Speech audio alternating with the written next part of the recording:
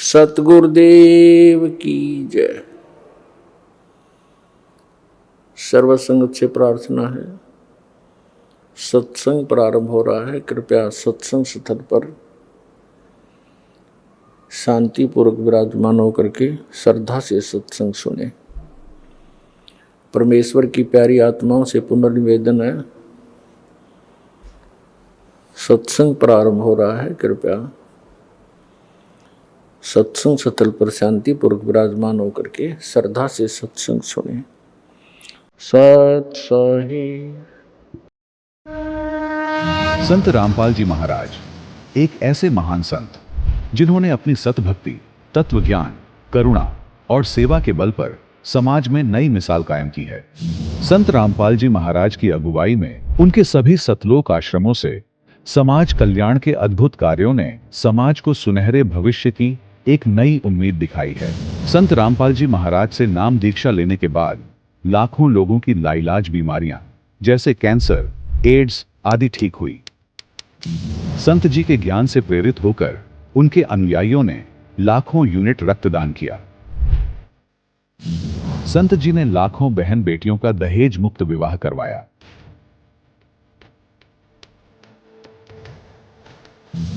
संत जी ने लाखों लोगों का नशा छुड़वाया, करोड़ों उजड़े परिवार बसे। संत जी के आश्रमों में समागम के दौरान निःशुल्क नेत्र चिकित्सा, दंत चिकित्सा प्रदान की जाती है। संत रामपाल जी महाराज द्वारा समय समय पर पर्यावरण संरक्षण के उद्देश्य से बड़े स्तर पर वृक्षारोपण किया जाता है। संत जी ने जरूरतमंदों को तत्काल राहत पहुंचाने के लिए एम्बुलेंस सेवा शुरू की। संत जी अपने अनुयायियों को देहदान के लिए प्रेरित करते हैं, जिससे मानवता की सेवा और चिकित्सा क्षेत्र में सुधार हो सके। संत रामपाल जी महाराज के सभी आश्रमों में हर रोज निःशुल्क भंडारा आयोजित किया जाता है, जहां हर वर्ग, हर जाति और हर धर्म के लोग एक साथ बैठकर भोजन करते हैं।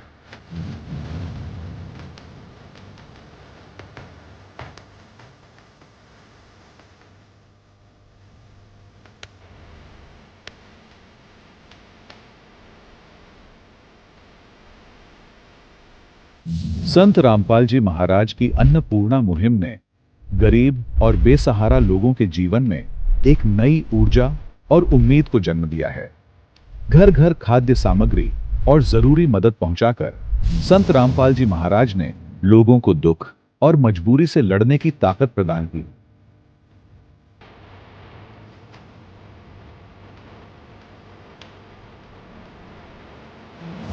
संत रामपाल जी महाराज द्वारा गरीब लोगों के लिए घर बनवाने का अद्भुत कार्य एक ऐसी मिसाल कायम कर रहा है जो सदियों सदियों संत जी की उदारता और दया भावना के तौर पर जाना जाएगा।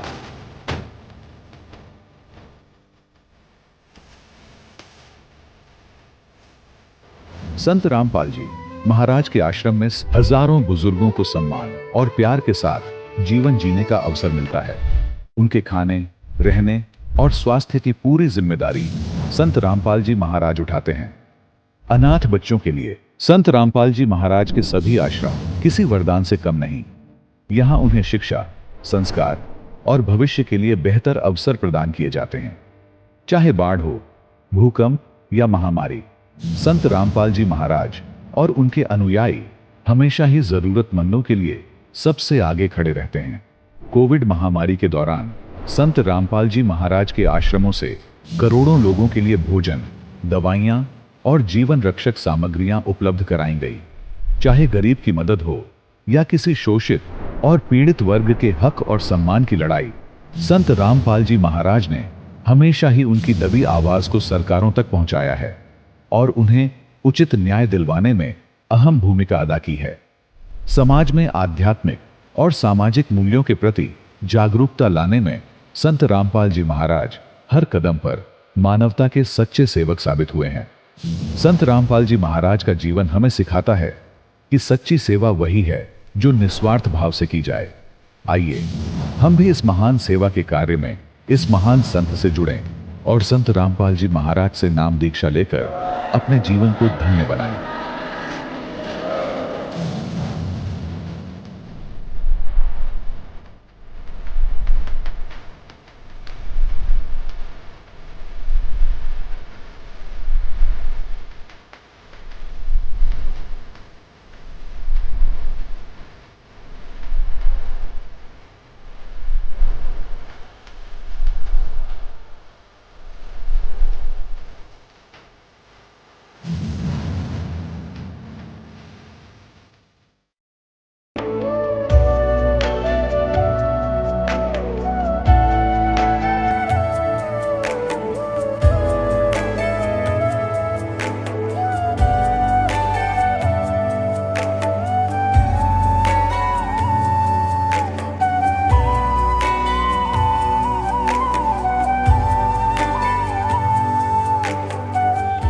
पवित्र श्रीमद् भागवत गीता, पवित्र चारों वेद, पवित्र कुरान शरीफ, पवित्र बाइबल, पवित्र गुरु ग्रंथ साहिब, पवित्र कबीर साहिब की वाणी में छुपे हुए गूढ़ रहस्य अर्थात तत्व को जानने के लिए कृपया अवश्य सुनिए जगत गुरु तत्वदर्शी संत रामपाल जी महाराज के मंगल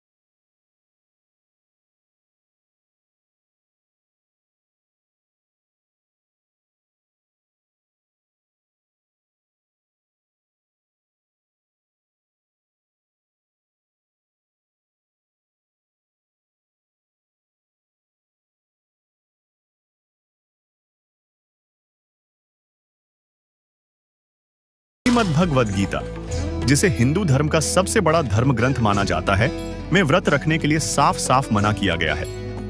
देखिए, छठे अध्याय के 16वें श्लोक में फिर ये भी कहा कि अर्जुन, यह योग न तो बहुत खाने वाले का और न बिल्कुल न खाने वाले का। बहुत खाना तो यूँ है, पेट डडी पक्का खा ले, अंगड़ाई टूटे, भक्ति हो को ना। और बिल्कुल न खाना, व्रत रखना। व्रत रखना भी गीता में मना है। और ये व्रत रखवाओ एकादशी का, ये कहाँ से लाए? और न बहुत सहन करने वाले, सोने वाले का, और न अधिक जागने वाले का सिद्ध होता है। संत गरीबदास जी ने अमर ग्रंथ साहिब के सुमरण के अंग में कहा है, गरीब कोटिक तीर्थ व्रत करे, कोटि गज करे दान, कोटि अश्व विप्रौं दिए, मिटे न खेंचा तान।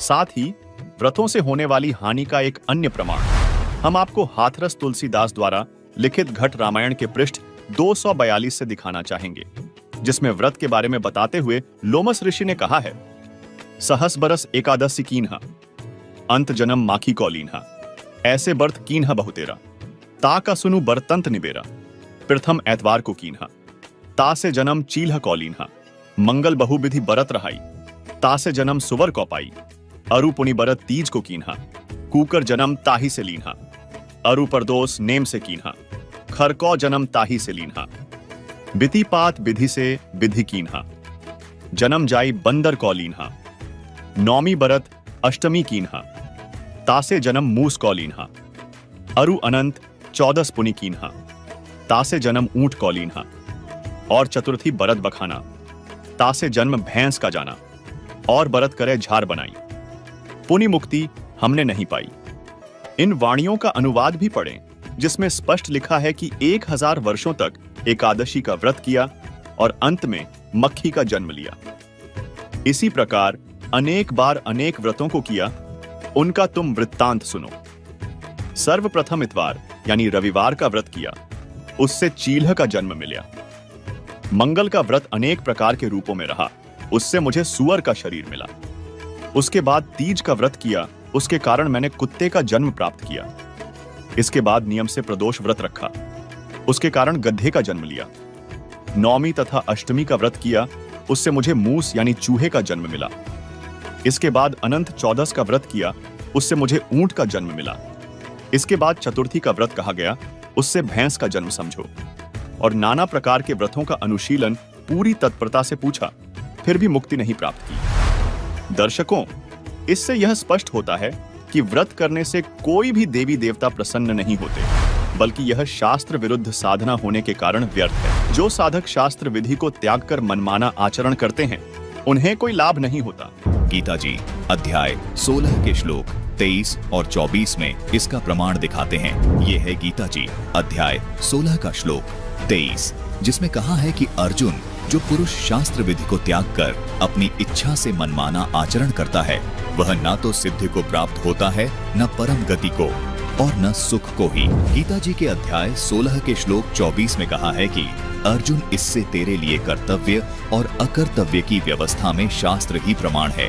इसे जानकर शास्त्र विधि से नियत कर्म ही करने योग्य है, अर्थात जो शास्त्रों में बताया है वैसा ही करना चाहिए।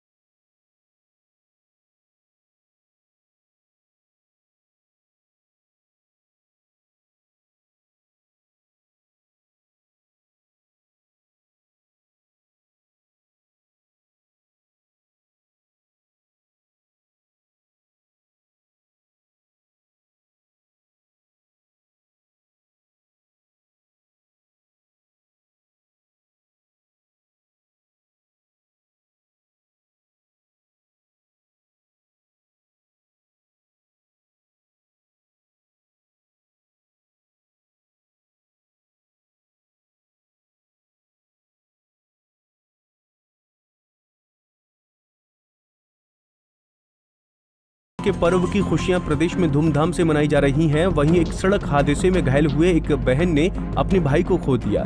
करनाल ब्राह्मण माजरा गांव के पास हादसे में घायल युवक की रक्षाबंधन के दिन मौत हो गई, जिसके बाद मृतक के घर में मातम का माहौल बना हुआ है। रक्षाबंधन का दिन हादसों का गुरुवार साबित हुआ। अलग अलग हुए हादसे में 6 लोगों की मौत हो गई, जबकि 1 दर्जन से ज्यादा लोग घायल हुए हैं। रिपोर्ट देखिए। राखी का त्योहार जहां खुशियां लेकर आए, वहीं अलग अलग सड़क हादसे की वजह से कई परिवारों में गम का माहौल है। केशकाल में 2 अलग अलग सड़क हादसे में 4 लोगों की मौत हो गई, वहीं 3 लोग घायल हुए हैं। नेशनल हाईवे नंबर 30 में सिंगनपुर पेट्रोल पंप के पास ट्रक और इनोवा की टक्कर हो गई। हादसे में एक शख्स की मौत हो गई। वहीं दूसरा हादसा कर्रापारा में हुआ, जहां 2 बाइक की भिड़ंत में 3 लोगों की मौत हो गई और 2 गंभीर। पत्थल गांव के संदा में बेकाबू बाइक पुल से 40 फीट नीचे गिर गई। हादसे में दोनों की मौके पर ही मौत हो गई। बलरामपुर में राजपुर के पास स्कॉर्पियो ने बाइक सवारों को टक्कर मार दी। हादसे में घायल तीनों बाइक सवारों की हालत गंभीर बनी हुई है। कोरबा के कोहडिया के पास ऑटो और कार की टक्कर हो गई। हादसे में 5 घायल हुए हैं, जिनमें से 2 की हालत गंभीर बनी हुई है। वहीं बाइक सवारी के युवक पर पेड़ की बड़ी टहनी गिर गई, जिससे दोनों गंभीर रूप से जख्मी हो गए। वो निकले तो थे खुशी खुशी अपने घर त्योहार मनाने, खुशी मनाने, जश्न मनाने, अपनों से मिलने। कई ऐसे थे जो वर्षों से अपने परिवार से नहीं मिले थे, लेकिन इस रक्षाबंधन वो मिलना चाहते थे, दिल की हसरत मिटाना चाहते थे। वहीं घर में उनके अपने इंतजार कर रहे थे। टकटकी लगाए किसी का बेटा कि पापा आएंगे, तोहफा लाएंगे। किसी के पिता, बेटा आएगा तो गले लगा लूंगा। तो किसी की पत्नी जो सालों से अपने पति का इंतजार कर रही थी कि अब इस सावन में मुलाकात होगी, लेकिन किसे पता था कि इस रात की कोई सुबह नहीं। दरअसल बुलंदशहर में प्राइवेट बस और टाटा पिकअप की भिड़ंत हो गई, जिसमें अभी तक एक्सीडेंट में 10 लोगों की मौत की पुष्टि हुई है।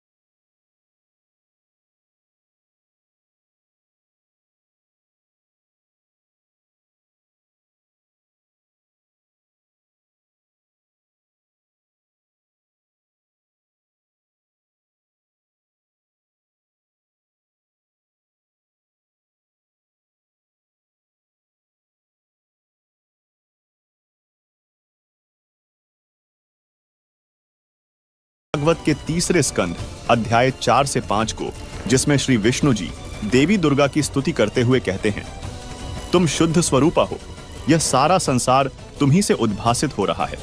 मैं विष्णु, ब्रह्मा और शंकर हम सभी तुम्हारी कृपा से ही विद्यमान हैं।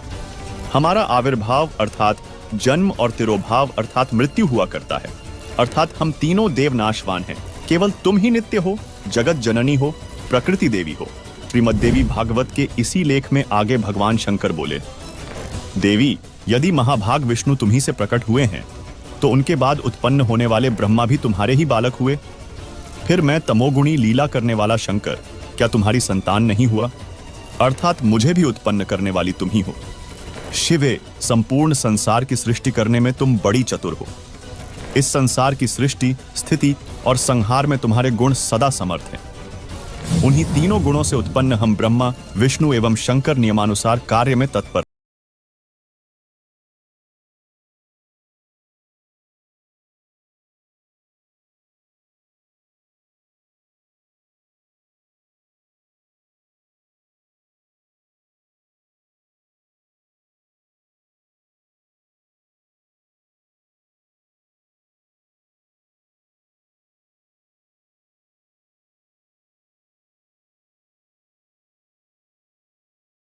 कि तीन गुण क्या हैं?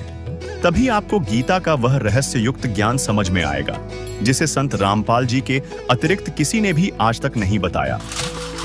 ये तीन गुण कौन है? रजगुण ब्रह्मा, सतगुण विष्णु, तमगुण शिव जी। ये देखिएगा मार्कंडेय पुराण। गीता प्रेस गोरखपुर से प्रकाशित संक्षिप्त मार्कंडेय पुराण के अध्याय 25 में लिखा है कि रजोगुण प्रधान ब्रह्मा, तमोगुण प्रधान रुद्र यानी शिव और सत्व प्रधान यानी सतोगुण प्रधान विश्वपालक विष्णु हैं। ये ही तीन देवता हैं और ये ही तीन गुण हैं। और थोड़ा सा पक्का कर दूं, ये देखिएगा, ये है श्रीमद् देवी भागवत। देखिए, खेमराज श्री कृष्ण दास प्रकाशन, बंबई से प्रकाशित श्रीमद् देवी भागवत भाग 1 के तीसरे स्कंध के अध्याय 5 श्लोक 8 में भगवान शंकर बोले, हे मात, यदि हमारे ऊपर आप दयायुक्त हो तो मुझे तमोगुण क्यों बनाया? कमल से उत्पन्न ब्रह्मा को रजोगुण किस लिए बनाया तथा विष्णु को सतगुण क्यों बनाया? दर्शकों नीचे संस्कृत को भी देखें, जिसमें स्पष्ट लिखा है, यदि दयार्द्रमणा न सदामपि के कथमहं विहितः च तमोगुणः कमल जश्च रजोगुण संभव सुविहितः किमु सत्वगुणो हरे। इति सिद्धम रजगुण ब्रह्मा, सतगुण विष्णु, तमगुण शिव जी। दर्शकों, मार्कंडेय पुराण और श्रीमद् देवी भागवत के इस उल्लेख से यह स्पष्ट होता है कि तीन गुण यानी रजगुण ब्रह्मा जी, सतगुण विष्णु जी और तमगुण शिव जी हैं। दोस्तों, अभी आपने अपने पुराणों में देखा कि रजगुण ब्रह्मा, सतगुण विष्णु और तमगुण शिव हैं। अब जानते हैं तीनों गुणों की पूजा करने वाले साधकों को गीता ज्ञानदाता ने क्या कहा है। अब ये दास आपको पवित्र श्रीमद् भगवत गीता के अंदर दिखाएगा। गुण तीनों की भक्ति में ये भूल पड़ो संसार, कह कबीर निज नाम बिना कैसे उतरो पार। तीन देव की जो करते भक्ति, उनकी कदे ना होवे मुक्ति।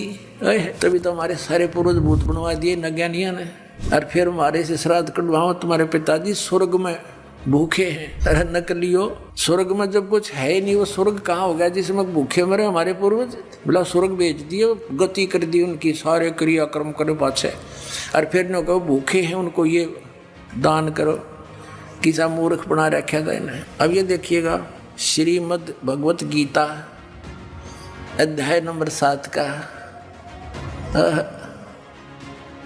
जयदयाल गोविंद का, इसके अनुवादक हैं, गीता प्रेस गोरखपुर से ये छपी है। ये देखिएगा, अध्याय नंबर 7 के 1, 2, 3 में गीता ज्ञानदाता कहता है कि अर्जुन, अब ऐसा ज्ञान बताने जा रहा हूँ जिसको जानने के बाद कुछ भी जानना शेष नहीं रहेगा। देखना,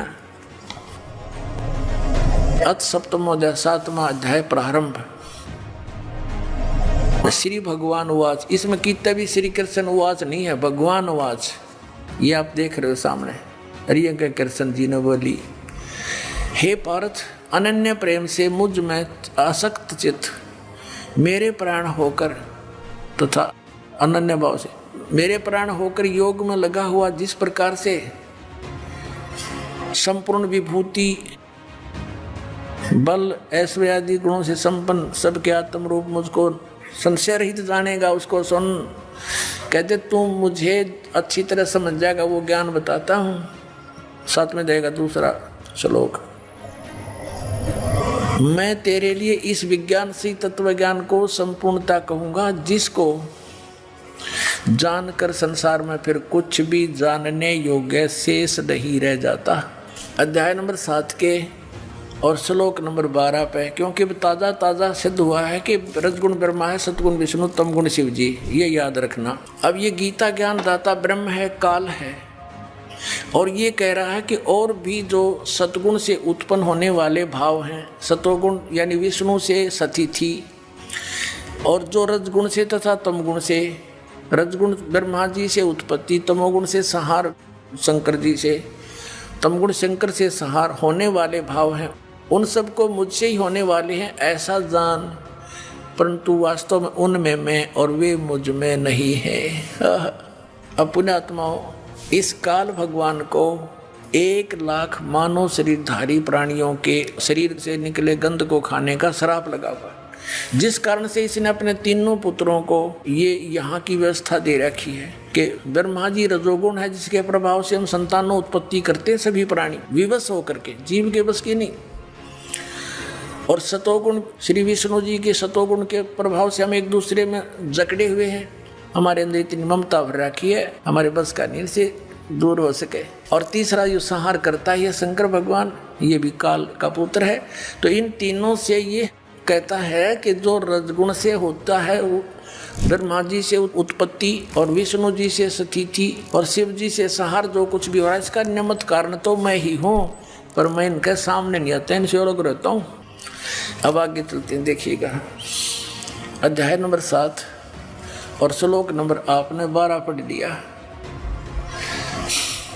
और भी जो सतोगुण से उत्पन्न होने वाले भाव हैं, यानी सतिथि, और रजोगुण जो ब्रह्मा से सृष्टि उत्पत्ति और तमोगुण शंकर से जो संहार होता है, उन सब को मुझसे ही होने वाले हैं ऐसा ही जान, परंतु वास्तव में इनमें मैं और वे मुझ में नहीं है, इनसे बाहर है ये। अब 13वें में कहा है कि गुणों के कार्य रूप सात्विक, राजस और तामस, इन तीनों प्रकार के भाव से, यानी इन्हीं के ऊपर आसक्त ये सारा संसार प्राणी समुदाय मोहित हो रहा है, इन तक सीमित है, ब्रह्मा विष्णु महेश तक। इन तीनों गुणों से, रजगुण ब्रह्मा, सतगुण विष्णु, तमगुण शिव जी से परे मुझ अविनाशी को नहीं जानता। ये कहते हैं इनसे ऊपर हूँ मैं, अलग हूँ। अब आगे देखो, अब 14वें में कमाल कर दिया, श्लोक नंबर 14 7वें अध्याय का, क्योंकि यह अलौकिक अर्थात अति अद्भुत त्रिगुणमयी मेरी माया, रजगुण ब्रह्मा, सतगुण विष्णु, तमगुण शिव जी के द्वारा फैलाया गया ये जाल, ये बड़ी दुष्टर है, बड़ा खतरनाक है। जो पुरुष केवल मुझको निरंतर भजते हैं, वे इस माया को ब्रह्मा विष्णु महेश से ऊपर उठ जाते हैं, उल्लंघन कर जाते हैं। यानी जो ब्रह्म से लाभ होता है, वो ब्रह्मा विष्णु महेश के लाभ से अधिक स्वर्ग प्राप्ति होती है। अब यहाँ कहते हैं 15वें श्लोक में कमाल कर दिया, 7वें अध्याय के गीता जी ने, माया के द्वारा जिनका ज्ञान हरा जा चुका है, रजगुण ब्रह्मा, सतगुण विष्णु और तमगुण शिव जी रूपी इस त्रिगुणमयी माया द्वारा जिनका ज्ञान हरा जा चुका है, जो केवल इन्हीं की भक्ति तक सीमित है, इनसे आगे किसी की सुनना नहीं चाहते, आसुर स्वभाव, राक्षस स्वभाव को धारण किए मनुष्यों में नीच और दूषित कर्म करने वाले मूढ़ लोग, मूर्ख, माम न प्रपदन्ते, मुझको नहीं भजते, यानी जो ब्रह्मा विष्णु महेश तक की भक्ति में लगे रहते हैं, उनके बारे में क्या बताया है कि असुर स्वभाव को धारण किए हुए मनुष्यों में नीच और तरह के जो वही हो, और दूषित कर्म करने वाले मूर्ख लोग। पुण्यात्माओं, परमात्मा ने 600 वर्ष पहले कहा था, 3 देव की जो करते भक्ति, उनकी कदे ना होवे मुक्ति। और गीता जी ने इनको क्या संज्ञा दे दी आपके समक्ष है। दर्शकों, गीता अध्याय 7 श्लोक 12 से 15 में तीनों गुणों के उपासकों को राक्षस स्वभाव के मनुष्यों में नीच दूषित कर्म करने वाले मूर्ख क्यों कहा गया है? सुनिए रजोगुण ब्रह्मा जी के उपासक हिरण्यकशिपु के विषय में। रजोगुण का उपासक था ब्रह्मा जी का कौन? हिरण्यकशिपु। भगत बनकर श्रद्धा से खूब तपस्या करी, वर मांग लिए, सुबह मरू ना, शाम मरू, रात मरू ना, दिन मरू, फलान मरू ना, धकड़ मरू। कह दिया तथास्तु। फिर उसने सोची हल्दी की गांठ मिल गई, तू पंसारी हो गया, भगवान बन गया। सब ने नो कहा मेरा नाम लो, विष्णु का नाम मत ले लियो, अपना नाम जपावा, हिरण्यकशिपु करो। अरे मूर्ख। अब भगवान ने उसके घर में भेज दिया खम्ब प्रहलाद, और वो नो कहा नहीं पिताजी, हिरण्यकशिपु भी कोई मंत्र होता है, भगवान के नाम से लाभ होगा। पिता पुत्र का झगड़ा हो गया इससे बात पे, और ऐसे जुल्म किए उस पुण्यात्मा के साथ, उस राक्षस स्वभाव को धारण किए हुए मनुष्यों में नीच दूषित कर्म करने वाले मूर्ख हिरण्यकशिपु ने, ब्रह्मा रजगुण के उपासक ने। अब यहाँ कहते हैं, अब क्या बताते हैं, सूक्ष्म वेद में कहा परमात्मा ने कि हिरण्यकुश छाती तोड़वाई और ब्राह्मण बाणा और कर्म कसाई। वो तो ब्राह्मण भगत को आवे हैं, भगत का तो बाणा उसका है, और कर्म इसे कसाई कैसे अपने मासूम बच्चे को मारने के लिए ना जाने कितने ओछे हथकंडे अपनाए। हिरण्यकशिपु छाती तोड़वाई और ब्राह्मण बाणा कर्म कसाई। रजोगुण का उपासकता राक्षस कहलाया हिरण्यकशिपु। अब सुनिए तमोगुण शिव जी के साधक भस्मासुर के बारे में। एक भस्मागिरी नाम का साधक था, तपस्वी था, तमोगुण श्री शिव का उपासक। और शिव जी के गेट के सामने, मेन गेट के सामने ऊपर को पैर करके नीचे ने सिर करके तपस्या करने लग गया। 12 वर्ष तक सिरासन पर रहा। एक दिन पार्वती जी ने कहा कि भगवान आप तो महादेव हो, देवताओं के देव हो, आप तो जो चाहो सो कर सकते हो, आपके भगत को दे दो जो मांगता है। अब भगवान शंकर ने कहा, शिव जी ने कहा तमोगुण ने कि मांग भाई भस्मागिरी, क्या मांगता है साधु? भस्मागिरी ने कहा जी वचनबद्ध हो जाओ तब मांगो। भगवान शिव ने कहा ठीक है भाई, मैं वचनबद्ध हो गया, प्रतिज्ञा करता हूं तू मांगेगा वही दे दूंगा, वचन है मेरा। उसी से मैं सीधा खड़ा हो गया और कहने लगा भगवान ये भस्म कड़ा दे दो जो आपने हाथ में पहन रखा है। उस भस्म कड़े में एक शक्ति थी, उसको मालूम था कि जिसके सिर के ऊपर ऐसे करके यूं कह दिया कि भस्म, वो व्यक्ति, वो पशु पक्षी भस्म हो जाता था। अब जो ही भगवान शंकर ने वचनबद्ध होने के कारण वो अपना प्रिय कड़ा भी दे दिया, ये सोचकर कि साधु संत है, जंगल में रहता है, हिंसक पशुओं से बचने के लिए, राक्षसों से बचने के लिए ले रहा होगा, दे दिया। जो ही कड़ा हाथ में आया और एकदम ठाके मारकर हंसने लगा कि शंकर होले होशियार, तुझे मारूंगा और पार्वती को अपनी पत्नी बनाऊंगा। हा हा हा। अब उसने न्यू किया, शंकर भगवान जान गया कि तो एकदम चेंज हो गया सारा, इसका तो आओ भाव बदल गया नीच का। भगवान शंकर ने डांक ठोक दी, फुल स्पीड तक भाग लिया, 100 की स्पीड तक। आगे आगे भगवान और पीछे पीछे पुजारी जा खखाट पटा। तो परमात्मा ने आके रजा करी, उनके शंकर जी के और उस पुजारी के बीच में आकर पार्वती रूप बना के खड़े हो गए खुद परमात्मा। और वो तो पार्वती के लिए भाग ही रहा था, उसने सोचा चल 2 बात कर लेता हूँ, पार्वती से रुक गया। अब पार्वती रूप में परमात्मा ने कहा कि आप रुक जाओ, क्यों भागे जा रहे हो, आओ बैठो 2 बात करेंगे। अब शंकर जी तो आपके निकट आ नहीं सकता, 100 किलोमीटर तो उड़ा नहीं डटे भी हो। अब वो निश्चिंत होकर खड़ा हो गया। पार्वती रूप में प्रभु ने कहा कि मुझे कुछ डांस करके दिखा ताकि मेरा मन प्रसन्न हो, आपको पसंद करूं। वो कहने लगा मैंने नाचना तो ना आता, मैं साधु संत, मैंने तपस्या की है। तो पार्वती रूप में भगवान ने कहा कि मैं सिखाती हूँ तुझे, पहले डांस करके दिखा मुझे। इस हाथ को ऐसे कर, इस पैर को ऐसे कर, इसको ऐसे कर, इसको ऊपर ला, इसको नीचे कर। धीरे धीरे जिस हाथ में उसको कड़ा था वो सिर पर आ गया ना, तो उस डोरी बूझ के जब कह दिया भस्म, वो भस्मा गिरी नष्ट हुआ। अब उस कड़े को लेकर विष्णु रूप धारण करके परमात्मा शंकर भगवान के से काफी आगे खड़े हो गए और कहा, कहाँ दौड़ रहे हो? बोले, नाथ कहाँ चले? शंकर जी कहाँ जा रहे हो? कि भाग ले विष्णु, भाग ले, पीछे एक दुष्ट आ रहा है, उसने मेरे से धोखा किया है। तब विष्णु रूप में प्रभु ने कहा कि देख, ये तेरा कड़ा में ले आया, उससे भाग, डरे मत, वो मैंने नाश मार दिया है। कि नहीं नहीं, ये कोई और होगा, कि वही है, चिंता ना कर। दौड़ता दौड़ता पूछ रहा, कैसे क्या कर दिया? कि मैंने उसको ऐसे ऐसे पार्वती रूप बनाया, उसके सामने खड़ा हो गया, उसको गंड नाच नचा के और उसको ऐसे किया, जब वो मार दिया। शंकर भगवान ने कहा, मुझे उसकी वो ऐस दिखा दे, राख कहाँ सी जड़िया है। वो लिया के दिखा लिया ना कि यूँ पड़ा उसकी राख। जब कलेजे की धड़कन बंद हुई भगवान शिव जी की, जिसको अविनाशी कहा करते, अजरो अमर मृत्युंजय कालज सर्वेश्वर महेश्वर। बताओ, ये थे हमारे टीचर हिंदू धर्म के, नकली गुरु, मूर्ख बना रहे हमारे को हजारों वर्षों से। अपने आत्माओं, ये तो 2 गुणों के पुजारियों का निर्णय हो गया। किसे थे? राक्षस स्वभाव को धारण किए मनुष्यों में नीच दूषित कर्म करने वाले मूर्ख। अब भस्मा गिरी जैसा नीच कर्म कौन करेगा? भगवान की पत्नी पे, और नीच खराब कर दिया अपनी माँ पे। तो इसे दुष्ट गीता जी में कहा है, राक्षस स्वभाव को धारण किए। भस्मा असुर कहलाया, भस्मा राक्षस कहलाया, भस्मा गिरी से। अब सतोगुण श्री विष्णु जी के पुजारी वैष्णो धर्म, वैष्णो साधु होते हैं। एक समय हर की पैड़ी हरिद्वार के अंदर एक कुंभ के पर्व की, कुंभ के मेले की, त्योहार की परभी लगी। हर की पैड़ियों पर वो परभी लगनी थी, वहाँ स्नान करना था।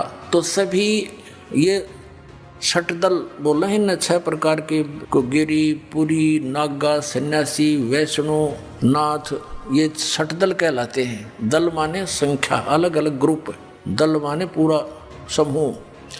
तो ये सब षटदल अपने अपने स्थान पर, अपने अपने डेरों में, अपने अपने ग्रुप में, गिरियों में गिरी, पुरियों में पुरी, सन्यासियों में सन्यासी, नागाओं में नागा, वैष्णों में वैष्णो साधु जा करके अपने ग्रुप में वहाँ हरिद्वार में इकट्ठे हो गए। ये ऐसा ही करते हैं। और जब स्नान करने का समय आता है, उस समय ये सभी चल पड़ते हैं अपने मुखिया के पीछे पीछे। अपने अपने अलग अलग गिरियों का मुखिया अलग होता है, पुरियों का अलग, सन्यासियों का अलग, वैष्णों का अलग, नागाओं का अलग। ये नागा और गिरी, पुरी, सन्यासी और ये नाथ, ये सारे तमोगुण शिव के उपासक, सतोगुण विष्णु के उपासक, वैष्णो साधु। पहले नागा पहुंच गया पूरा ग्रुप, कोई हजारों की संख्या में, 50-60 हजार। और हर की पैड़ी पर नहाने के लिए पोजीशन पकड़ के पहले स्नान करने लगे। पीछे से आगे वैष्णो का समूह पूरा। वैष्णो ने आकर कहा कि हे सतोगुण वैष्णो, विष्णु के उपासकों ने कहा कि हे नागाओ, तुम पहले स्नान मत करना, प्रथम हम स्नान करेंगे, हम सर्वश्रेष्ठ हैं। नागा कहने लगे, नहीं, हम सर्वश्रेष्ठ हैं, हम प्रथम स्नान करेंगे, हम त्यागी और बैरागी हैं, हम नी इच्छा रहते हैं, हम वस्त्र तक भी ग्रहण नहीं करते, और हम सर्वश्रेष्ठ हैं, हम प्रथम स्नान करेंगे। अब वैष्णो साधु कहने लगे, वो संत, कि तुम काहे के श्रेष्ठ हो, हैं? तुम नंगे फिरते हो पशु की तरह, राख लपेटे रहते हो, आज तुम नहाने वाले बन गए, शरण फिरो, टट्टी के हाथ भी ना धोते तुम, आज प्रथम स्नान करने पर तुल गए हो। अब इतनी बात से वो क्षुब्ध हो गए। कौन? नागा।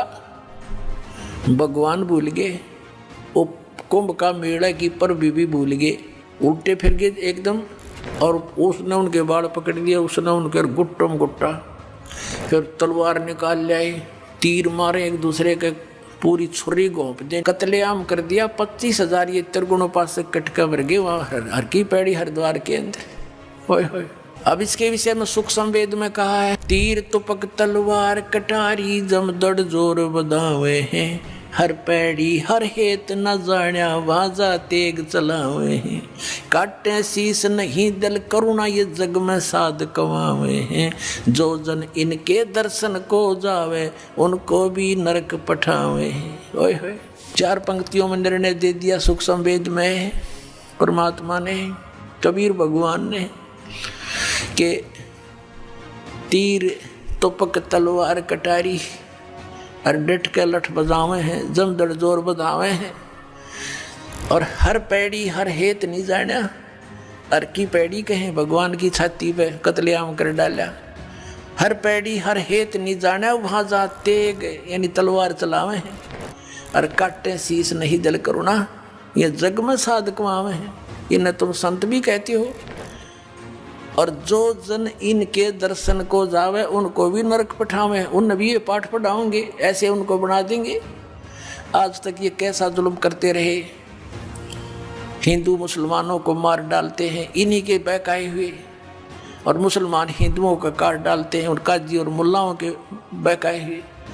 तो पुण्यात्माओं, जब तक हम तत्व ज्ञान से परिचित नहीं होंगे, हमारी ऐसे ही ये हमारी दुर्बुद्धि बनाए रखते हैं, हमारा दुरुपयोग करते हैं ये मूर्ख लोग अपने स्वार्थ के वास्ते।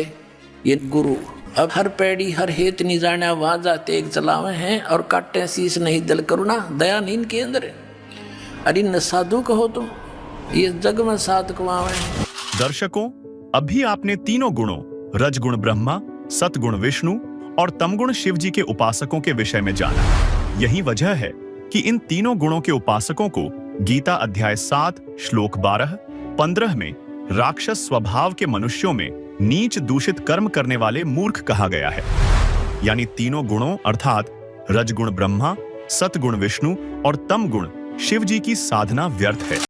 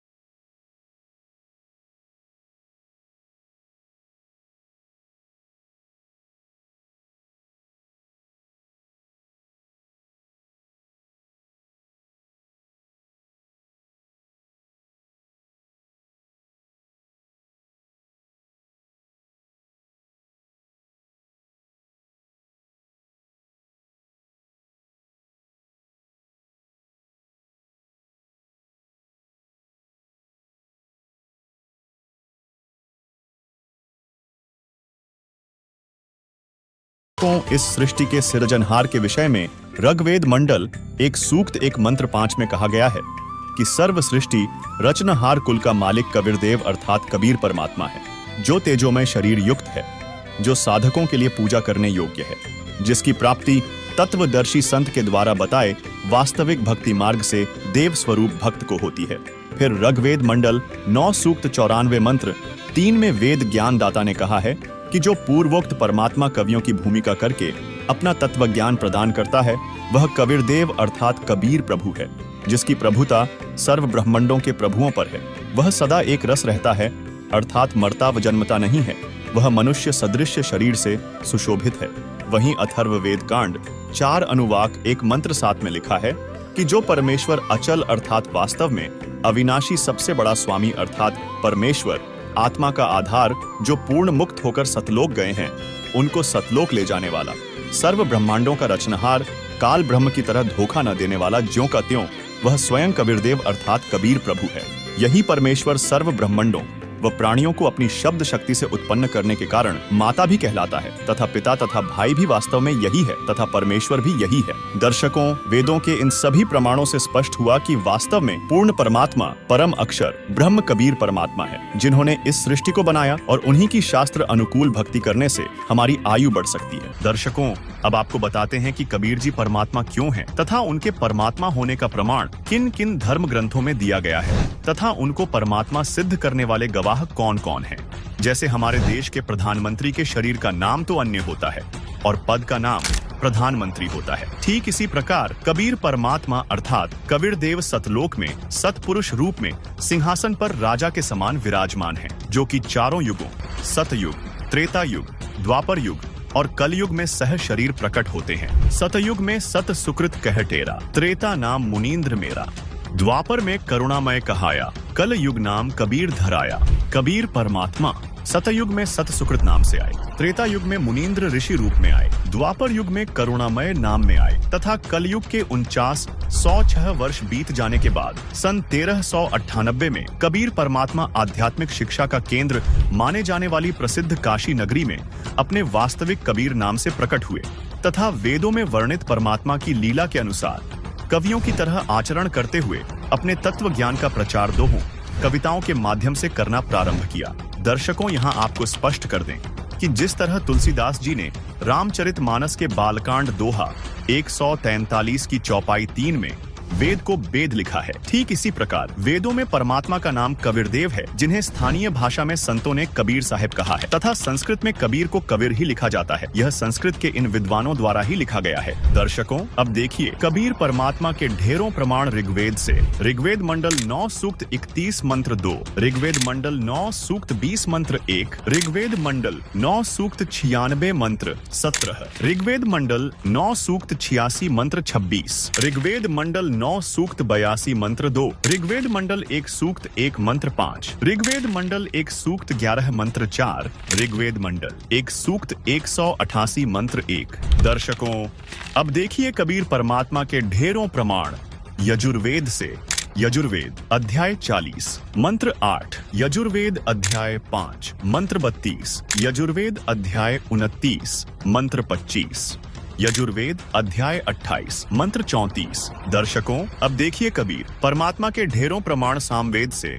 सामवेद मंत्र संख्या 30, सामवेद मंत्र संख्या 359, सामवेद मंत्र संख्या 822, सामवेद मंत्र संख्या 920, सामवेद मंत्र संख्या 935, सामवेद मंत्र संख्या 968, सामवेद मंत्र संख्या 1094, सामवेद मंत्र संख्या 1131, सामवेद मंत्र संख्या 1175, सामवेद मंत्र संख्या 1204, सामवेद मंत्र संख्या 1250, सामवेद मंत्र संख्या 1286, सामवेद मंत्र संख्या 1318, सामवेद मंत्र संख्या 1400, सामवेद मंत्र संख्या 1562, सामवेद मंत्र संख्या 1711, सामवेद मंत्र संख्या 1774। दर्शकों, अब देखिए कबीर परमात्मा के ढेरों प्रमाण अथर्ववेद से। अथर्ववेद कांड 4 अनुवाक 1 मंत्र 7, अथर्ववेद कांड 5 अनुवाक 1 मंत्र 5, अथर्ववेद कांड 5 अनुवाक 12 मंत्र 1, अथर्ववेद कांड 5 अनुवाक 13 मंत्र 1, अथर्ववेद कांड 7 अनुवाक 14 मंत्र 1, अथर्ववेद कांड 8 अनुवाक 3 मंत्र 20, अथर्ववेद कांड 9 अनुवाक 9 मंत्र 15, अथर्ववेद कांड 13 अनुवाक 1 मंत्र 11, अथर्ववेद कांड 18 अनुवाक 3 मंत्र 63, अथर्ववेद कांड 20 अनुवाक 77 मंत्र 3। दर्शकों, अभी आपने चारों वेदों से कबीर परमेश्वर जी का प्रमाण देखा। आइए अब देखते हैं अन्य सदग्रंथों में कबीर साहिब जी का प्रमाण। ये है श्रीमद् भगवद गीता अध्याय 8 श्लोक 9 में कबीर परमेश्वर का स्पष्ट प्रमाण है। ये है रामचरितमानस। अयोध्या कांड दोहा 109 की चौपाई 4 में कबीर परमेश्वर की ओर इशारा किया गया है।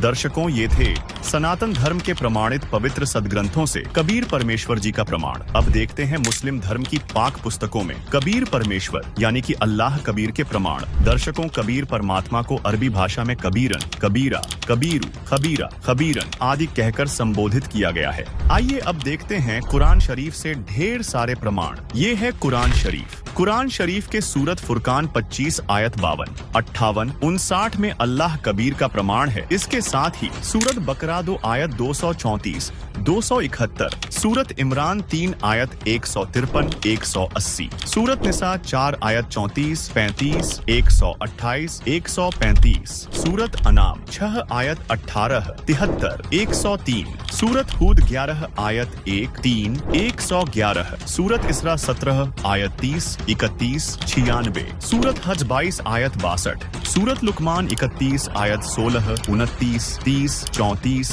सूरत अहजाब 33 आयत 34, 63, 68, सूरत सबा 34 आयत 1, 23, सूरत फातिर 35 आयत 14, 32, सूरत मुआमिनी 40 आयत 12, सूरत हुजुर्रात 49 आयत 13, सूरत तहरीम 66 आयत 3, सूरत मुल्की 67 आयत 9, 12, 14, सूरत आदियात 100 आयत 11। दर्शकों, अभी आपने इस्लाम धर्म के पवित्र ग्रंथों से प्रमाण देखा कि कबीर परमेश्वर जी हैं। अब देखते हैं ईसाई धर्म की पवित्र पुस्तक बाइबल से कबीर परमेश्वर जी यानी ऑलमाइटी गॉड कबीर का प्रमाण। देखिए, ऑर्थोडॉक्स जूविश बाइबल ईयोब 36 आयत 5। दर्शकों, अब देखते हैं सिख धर्म के पवित्र ग्रंथों में कबीर परमेश्वर यानी कि रब कबीर का प्रमाण।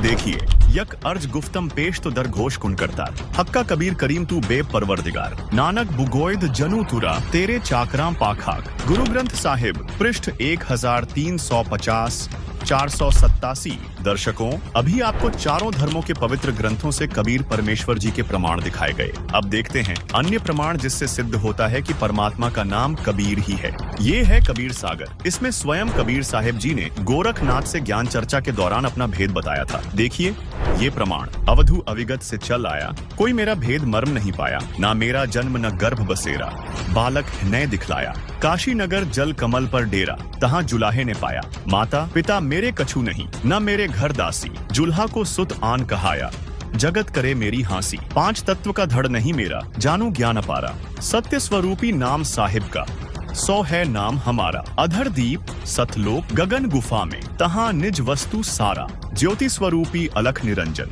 ब्रह्म भी धरता ध्यान हमारा, हाड़ चाम लोहू नहीं मोरे, जाने सत्य नाम उपासी, तारण तरण अभय पद दाता, मैं हूँ कबीर अविनाशी। दर्शकों, कबीर साहिब ने कहा है, नाम संस्कृत में युगदीनी, कलियुग मिश्रित करीदीनी, अरबी संस्कृत मिश्रित कबीरा, हिंदू मुसलमान गुरु पीरा।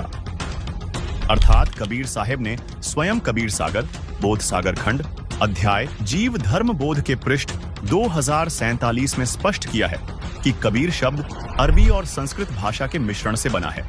इसके अलावा कबीर साहिब की साखी भाग 2 के पृष्ठ 164, 165 पर कबीर, कबीर, कबीरा और कबीर सभी शब्दों का उल्लेख किया गया है। दर्शकों, इन सभी प्रमाणों से प्रमाणित होता है कि अल्लाह रब गॉड भगवान का नाम कबीर है। दर्शकों, अब आपको कबीर परमात्मा के गवाहों से अवगत करवाते हैं, जिन्होंने छाती ठोककर अपने अपने कालखंड में गवाही दी है कि परमात्मा कबीर ही है। आइए देखते हैं। सबसे पहले बात करते हैं हजरत मूसा लगभग 1393 1273 ईसा पूर्व प्राचीन मिस्र हजरत मूसा जी की। यहूदी धर्म के प्रवर्तक माने जाने वाले हजरत मूसा जी को उनका अल्लाह उससे अधिक इल्मी अल खिज्र के पास जाकर इल्म ज्ञान प्राप्त करने के लिए कहता है, जिसका जिक्र कुरान शरीफ सुरा काफ 18 आयत 60 से 82 में है।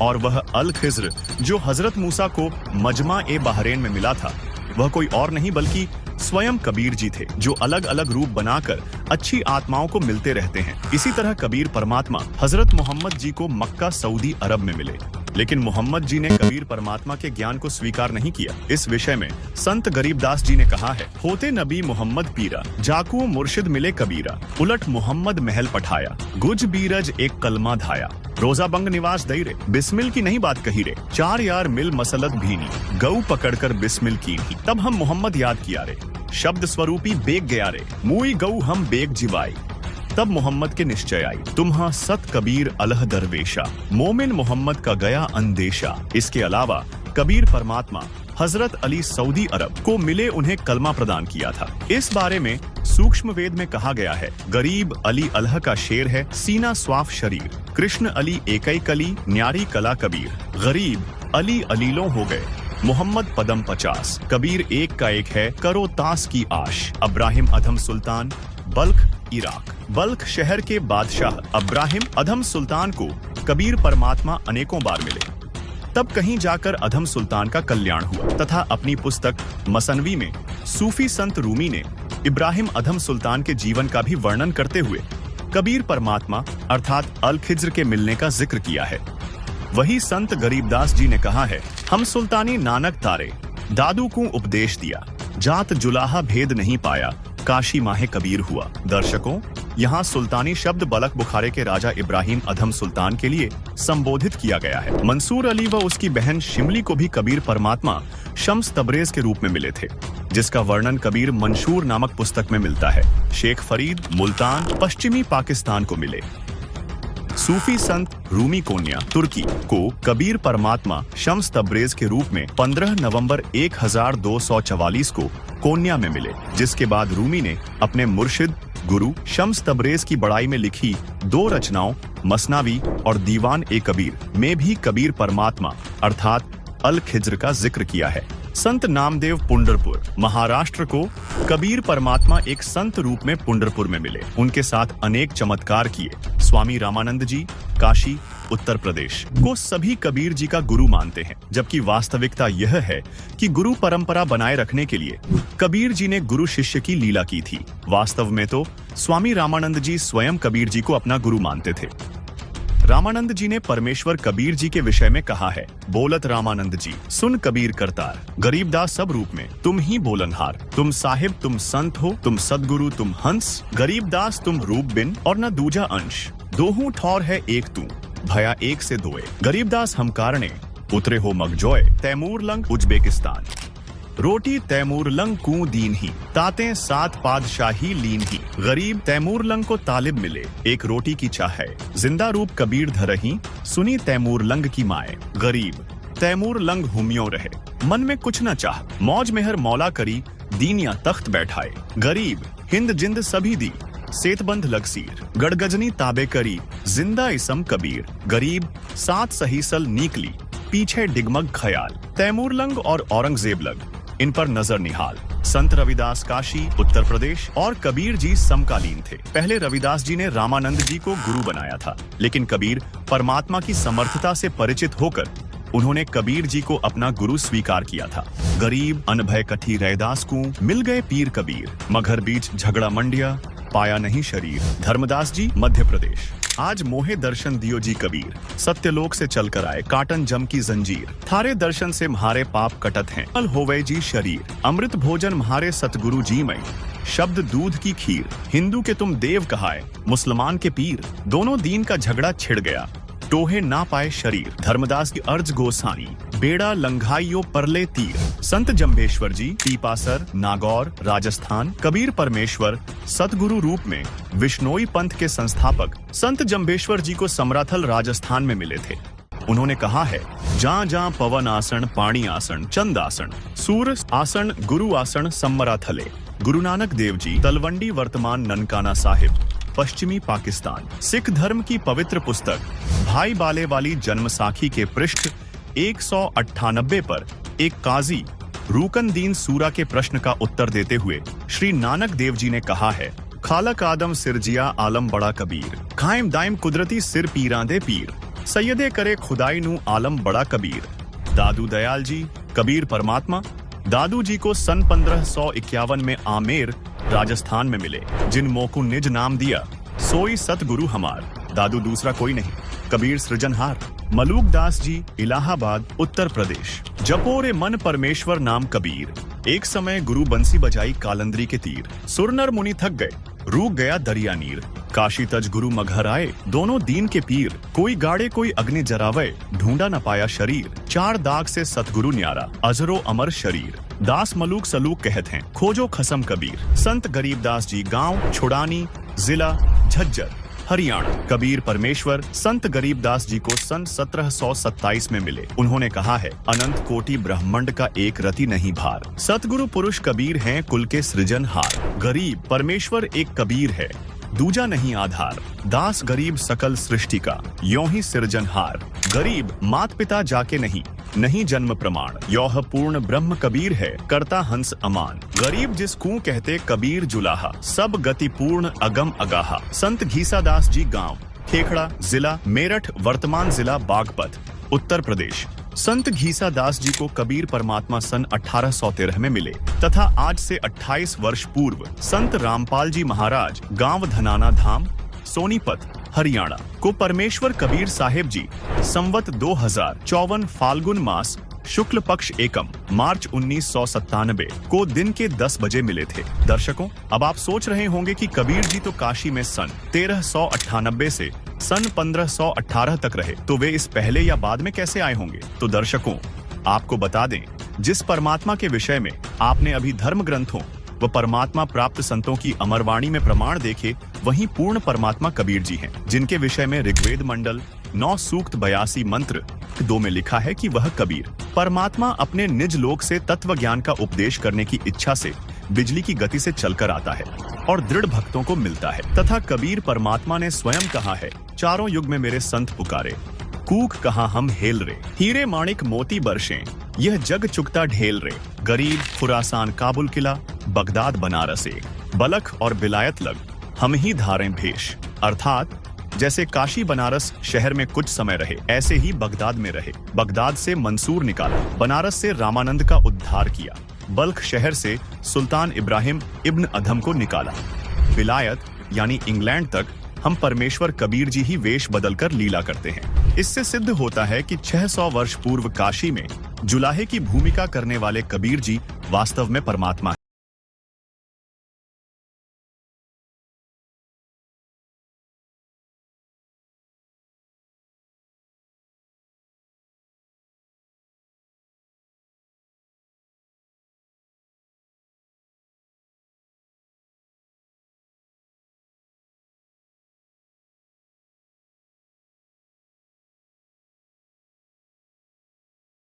कि परमात्मा पाप नाश कर सकता है या नहीं, देखिए यजुर्वेद अध्याय 8 मंत्र 13। दर्शकों, यजुर्वेद अध्याय 8 मंत्र 13 में 6 बार लिखा है कि परमात्मा साधक के घोर पाप का भी नाश कर सकता है। स्वयं पढ़िए यजुर्वेद अध्याय 8 मंत्र 13, जिसमें लिखा है कि वेदों को बोलने वाला ब्रह्म कह रहा है कि हे पूर्ण ब्रह्म, आप सत भक्ति करने वाले भद्र पुरुष, संत ऋषि द्वारा किए हुए पाप के क्षमा अर्थात विनाश करने वाले हो, साधारण व्यक्ति के किए हुए पाप के विनाश करने वाले हो। सत भक्ति चाहे पिता करे, उस पिता के किए हुए पाप के विनाश करने वाले हो। शास्त्र अनुकूल साधना चाहे कोई स्वयं करे, उसके अपने किए हुए पाप के विनाश करने वाले हो। और तो और आप पाप के पाप अर्थात घोर पाप के विनाश अर्थात क्षमा करने वाले हो। जो सतभक्ति करने वाला पाप चाहे शिक्षित अर्थात पंडित या अशिक्षित करे, उसके तथा सर्व सतभक्ति स्तुति करने वालों के पाप के विनाश करने वाले हो। जिससे स्पष्ट होता है कि संत रामपाल जी महाराज जी की यह बात सत्य है कि परमात्मा घोर पाप का भी नाश कर देता है। चलिए अब देखते हैं यजुर्वेद अध्याय 5 मंत्र 32 को और जानते हैं कि वह परमात्मा कौन है जो पापों का नाश कर अपने भक्त का जीवन सुखी कर देता है। देखिए दर्शकों, यजुर्वेद अध्याय 5 मंत्र 32 में लिखा है कि जो पूर्ण शांतिदायक है वह पाप का शत्रु अर्थात पाप विनाशक कबीर है। 2 स्थानों पर वास करता हुआ दुखदायी काल लोक में रहने वालों के कर्म बंधन का शत्रु अर्थात बंदी छोड़ रक्षा के लिए तुरंत आने वाला है। पवित्र करने वाला वायु के तुल्य है। सभा में अर्थात ओंकार ब्रह्म के 21 ब्रह्मंडों यानी ब्रह्म, ब्रह्मा, विष्णु, शिव तथा देवी देवताओं आदि की सभा है में जैसे चूहों की सभा में बिलाव की तरह शक्तिशाली राजाधिराज अर्थात कुल मालिक है। सर्व ऊर्जा स्रोत परमेश्वर वायु अर्थात प्रत्येक जीव का प्राणाधार है। आकाश के गुण शब्द रूप में अविनाशी है। जगत को त्यागने वाला अंतर्यामी जाना माना अर्थात सर्वविदित है। हवन में आहुति दिए घी का जैसे प्रारूप बदल जाता है अर्थात अधिक लाभदायक हो जाता है, ऐसे भक्ति से भक्त के गुण बदलने वाला स्वयं प्रकाशित सतलोक में रहने वाला है। भावार्थ है कि जो पूर्ण शांतिदायक है वह पाप नाशक परमेश्वर कबीरदेव यानी कबीर साहिब है। वह कर्मों के बंधन में बंधे हुओं के बंधन काटने वाला अर्थात बंदी छोड़ है। जो स्वयं प्रकाशित सतलोक में रहता है, यजुर्वेद के उपरोक्त मंत्र से सिद्ध होता है कि वास्तव में कबीर परमात्मा घोर पाप का भी नाश कर देता, जिससे हम सुखी होकर भक्ति कर सकते हैं। और इससे यह भी स्पष्ट होता है कि संत रामपाल जी महाराज द्वारा बताया जा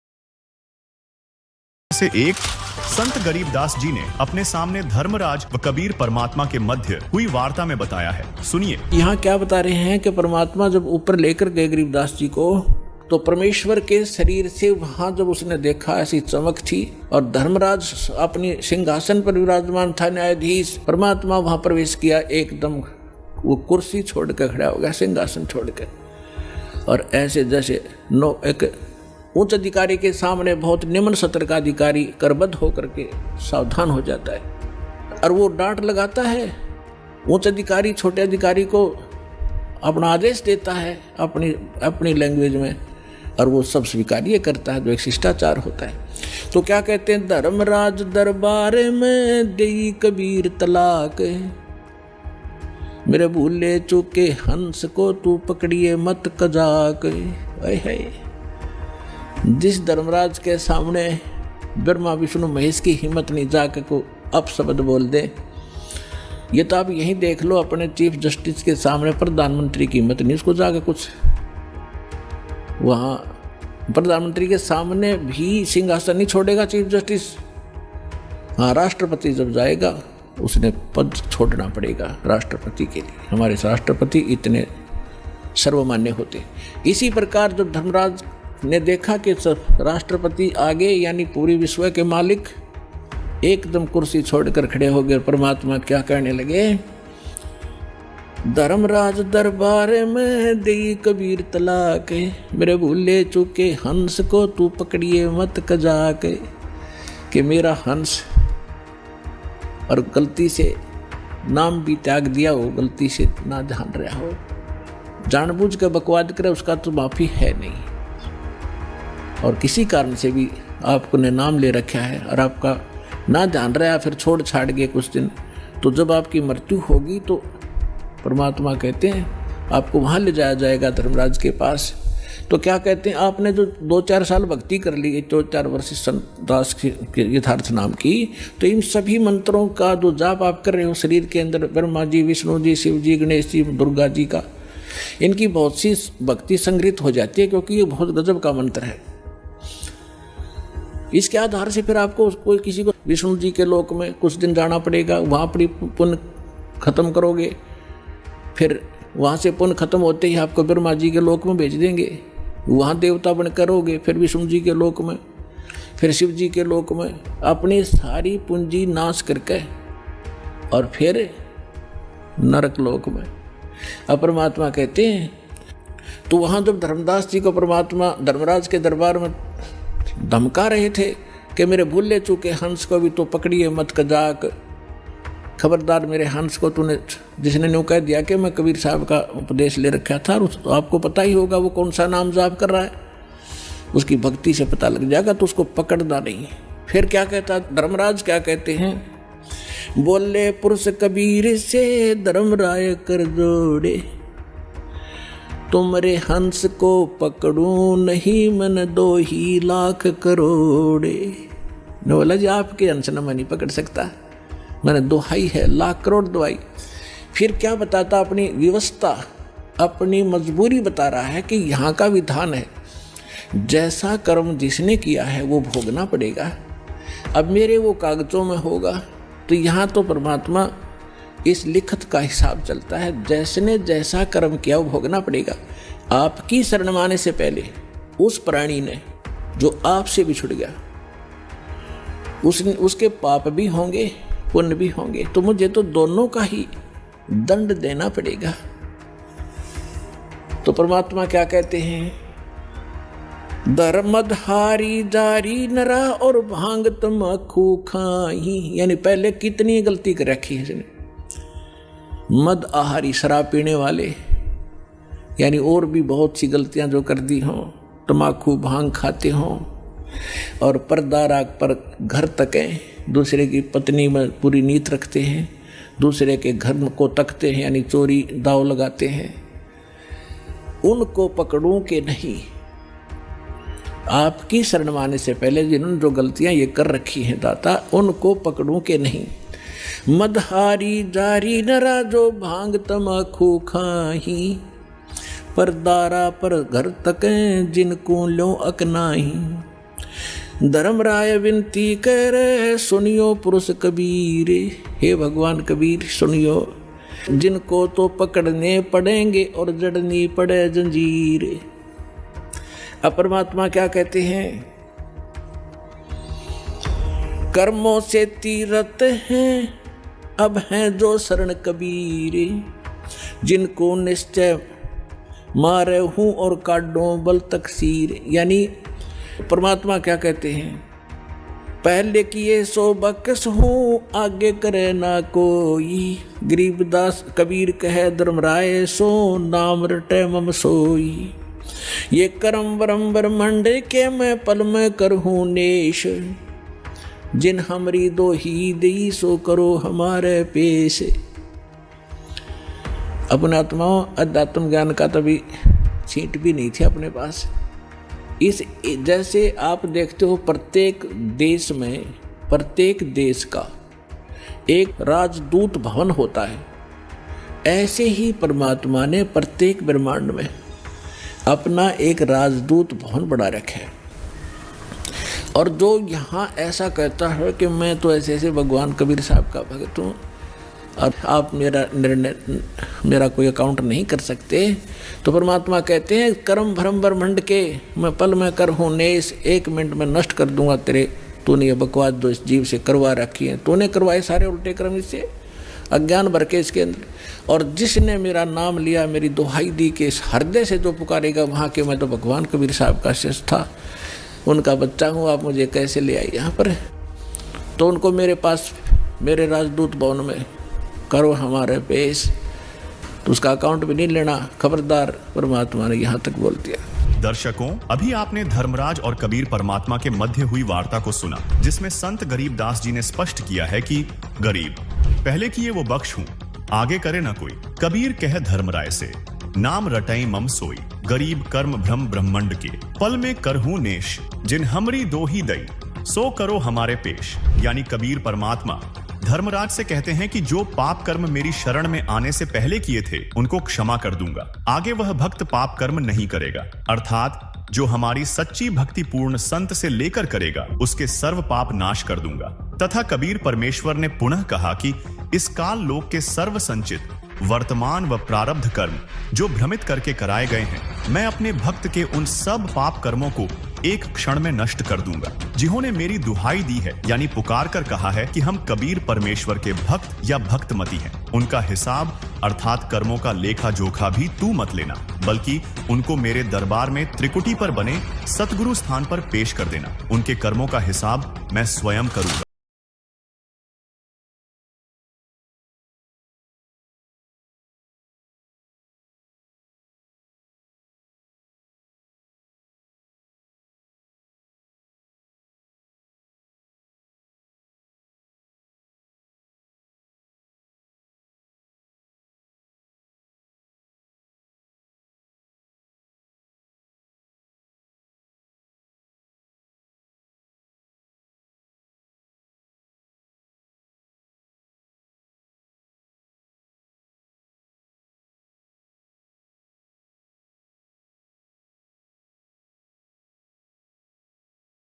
क्योंकि कबीर साहिब जी ने कबीर सागर में ये पहले ही निर्धारित कर दिया था कि कलयुग के 5505 वर्ष बीत जाने के बाद मैं स्वयं आऊंगा और यथार्थ ज्ञान अर्थात आदि सनातनी पूजा को जन जन तक पहुंचाऊंगा।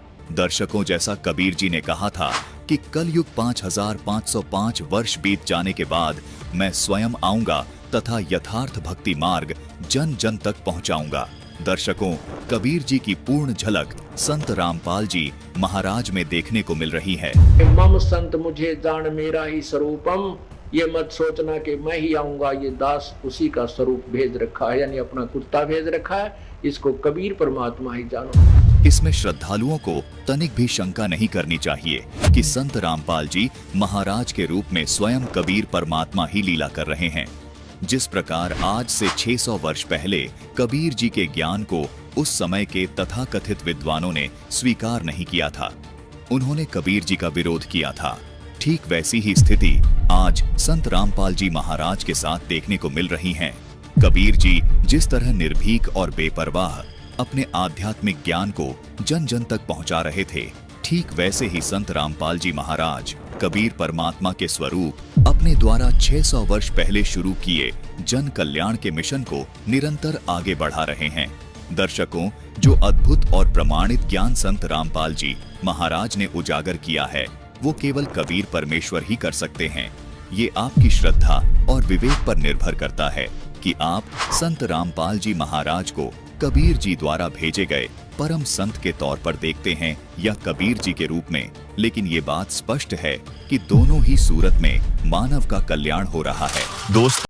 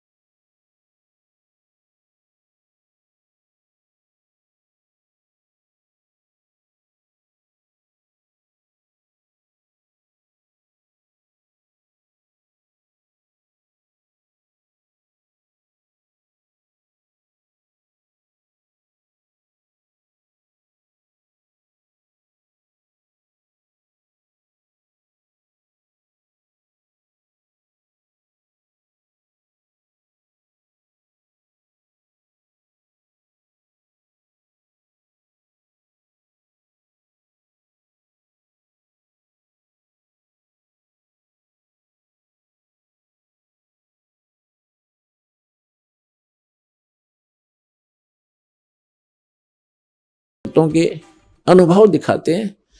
परमात्मा कबीर परमेश्वर की शरण माने के बाद उनको कैसे सुख मिले, पहले वो कितने कष्ट से जीवन जी रहे थे और परमात्मा ने आज उनको हाथों पर रख लिया। समर्थ का शरणा गहो रंग होरी हो और कभू न हो काज राम रंग होरी। सत साहिब दर्शकों, सुख और शांति की खोज में लोग विभिन्न भक्ति मार्ग अपनाते हैं और उस समर्थ भगवान को पुकारते हैं जो इन्हें सुख, शांति और मोक्ष प्रदान कर सके। इसी खोज में लगे थे हरिद्वार के रहने वाले सतपाल जी। इन्होंने स्वरूपानंद जी महाराज से नाम उपदेश लिया, परंतु नाम उपदेश लेने के बाद लाभ मिलने की जगह इनका सर्वनाश हो गया। आज सतपाल जी का कहना है कि यदि मुझे संत रामपाल जी महाराज की शरण नहीं मिलती तो मेरा जीवन पूरी तरह समाप्त हो गया होता। आज ये कह रहे हैं कि संत रामपाल जी महाराज ही इस पूरे विश्व में एकमात्र तत्वदर्शी और पूर्ण संत हैं। आइए जानते हैं कि आखिर सतपाल जी ऐसा क्यों कह रहे हैं। सुनते हैं सतपाल जी की कहानी उन्हीं की जुबानी। नमस्कार सर। नमस्कार सर, क्या नाम है आपका? सत्यपाल सिंह। सर, कहाँ के रहने वाले हैं आप? गांव बाझोड़ी, जिला हरिद्वार, उत्तराखंड से। संत रामपाल जी महाराज से नाम दीक्षा आपने कब ली? ये संत रामपाल जी महाराज से हमने 12 जुलाई 2013 को। संत रामपाल जी महाराज से नाम दीक्षा लेने से पहले क्या आप कोई भक्ति साधना भी करते थे? ये मैं नगली वालों से जुड़ा हुआ था जी। स्वरूपानंद जी महाराज जो नामदान था वहाँ पे नगली में, तो आश्रम में जब मैं शुरू में गया तो उन्होंने मुझे कहा वो तुम्हें दिखा कर लाते हैं, वहाँ एक गुरु आया है। तो फिर मैं चला गया जी उनके पास। उन्होंने मुझे नामदान दिया और उन्होंने ये कहा कि मेरे पास बैठ जाओ। उन्होंने मेरे कान में फूंक मार के अरे बस ये कह दिया जाओ हमने तुम्हें नाम दे दिया। मैंने पूछा जी आपने क्या कहा? कहने लगा वो तो मैंने आपके अंदर फीड कर दिया। मैंने कहा जी मुझे तो आवाज़ ही नहीं आई। कहने लगे नहीं मैंने वो नाम शब्द दे दिया आपको। फिर उसके बाद वो कहने लगे दोबारा जब मैं गया, मैंने कहा गुरुजी हम आए हैं वहाँ से। तो फिर वो ऐसी अवस्था में पड़े थे कि वो बोल सके ना हमें कह सके। तो तीसरी बार हम गए, तीसरी बार उनका शरीर पूरा हो गया। ऐसा करके तो मैं नामदान लिया था जी वहाँ से। उसके बाद मैं 20-22 साल भक्ति करता रहा जी। भक्ति करते करते ही मेरा वो क्या नाम, मैं एक बड़े लड़के की शादी करी थी जी। उससे 10 दिन बाद ही मेरा छोटा लड़का और एक भतीजा मेरे दोनों ख़त्म हो गए जी, एक्सीडेंट में मारे गए। फिर कहने लगे जी चलो बड़ा चला गया, फिर अगले साल तुम्हें भगवान दूसरा देगा, छोटा आ जाएगा जी। फिर पोता होया जी मेरे। फिर उसके बाद वो पोता भी ख़त्म हो गया 3 दिन के बाद। फिर मैं 4 महीने मुझे होश नहीं आई, मैं ऐसे पड़ा रहा चेत अवस्था में। जो भी आता था कहता था सतपाल ऐसे तो तू मर जाओगा। कहने लगे अब भी सोच ले कुछ दिमाग में, इसे बात को निकाल दे। मैंने कहा जी मुझे नहीं पता कुछ क्या हुआ क्या नहीं। फिर कुछ दिनों बाद ही मेरा छोटा भाई था जी, 4 लड़के और 1 लड़के, उन्हें छोड़कर वो भी ख़त्म हो गया जी। अब मैं अकेला रह गया, मुझे ये नहीं पता रहा कि तेरा शरीर है भी नहीं है। मैं काफ़ी दिनों भटकता रहा। मेरे पर ऐसे ऐसे कर्म करवाए जो मैं नहीं कर सकता। आज मैं उन कर्मों को सुन कर रोता हूँ और मेरे याद आ जाता है। कहीं कहीं ले जाकर मुझे कहने लगे वो बकरा मांग रही है, वो मुर्गा मांग रही है। मैंने कहा मैं तो हाथ भी लगाता, जब मैंने अंडे तक भी नहीं हाथ लगाया, मैंने बीड़ी तक नहीं पी। और मैं इन चीज़ों को कैसे कर सकता हूँ? मैं दूसरे आदमी को पैसे दे दे कर उन्हें वहाँ पर भेजा और मेरी वो भी स्वीकार नहीं हुई। मुझे उन्होंने कह दिया, कहने लगे ये नहीं अभी नहीं मान रही, इसके बाद तो तुम्हें और कुछ करना पड़ेगा, नहीं तो अब तुम्हारा नंबर है 4 तो इन्होंने चले गए, फिर इसके बाद तुम भी जाओगे। मैंने कहा भाई चलो।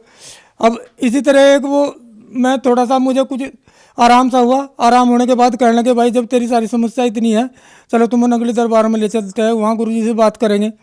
अब वे मुझे लेकर चले गए वहाँ। कहने लगे जिनकी समस्या इस तरह है आप देखो जी। उन्होंने मुझे बताया, कहने लगे जी आप माता का पाठ करवा लो। मैंने कहा जी माता का पाठ कैसे करवा लूँ मैं, पिताजी कहाँ जाएंगे जब हमने इतने दिनों तक पिताजी को मान रहे, भक्ति करते आ रहे। तो उन्होंने कहा जी मुझे, कहने लगे वो कहना नहीं भाई तो करवाना पड़ेगा, देखो बिना इसके तो चलने का नहीं काम। मैं कहा जी कितना खर्चा होगा? उन्होंने कहा जी 7,000 रुपये तो इसके पाठ के होंगे और 3,000 रुपये इनके होंगे जो 3 आदमी जाएंगे। मैंने कहा जी मैं तो 10,000 रुपये नहीं दे सकता, मेरे पास तो इतने है भी नहीं। फिर वो कहने लगे भाई फिर चल। मैं कहा जी आपकी तो थ्योरी कुछ और कह रही है जी, प्रैक्टिकल कुछ और है, आप ये बताते ही नहीं क्या कौन सी भक्ति है कौन सी नहीं। कहने लगे जी क्यों तुमने कहाँ देखी गलती? मैंने कहा गलती आप जो आरती गाते हो हरिओम जय श्री जगतारण, उसमें लास्ट में एक लाइन आती है भक्ति प्रभाव मिटी सकल धर्मदास की पीर, कोटि जन्म के पुण्य से सतगुरु मिले कबीर। मैंने कहा जी कबीर साहब कहाँ मिलेंगे? भाई जहाँ मिलेंगे वहाँ चला जाए, हमारे पास इतनी है। मैं कहा जी आपने महिमा तो ये लिख रखा। फिर मैंने कहा जी मैं तो इस डर के मारून जा रहा। मैं कहा जी कभी और को ज़्यादा हो जाए गड़बड़ कुछ। कहने के बस भाई अब चला जा तू जहाँ तुझे जाना चाहे जी।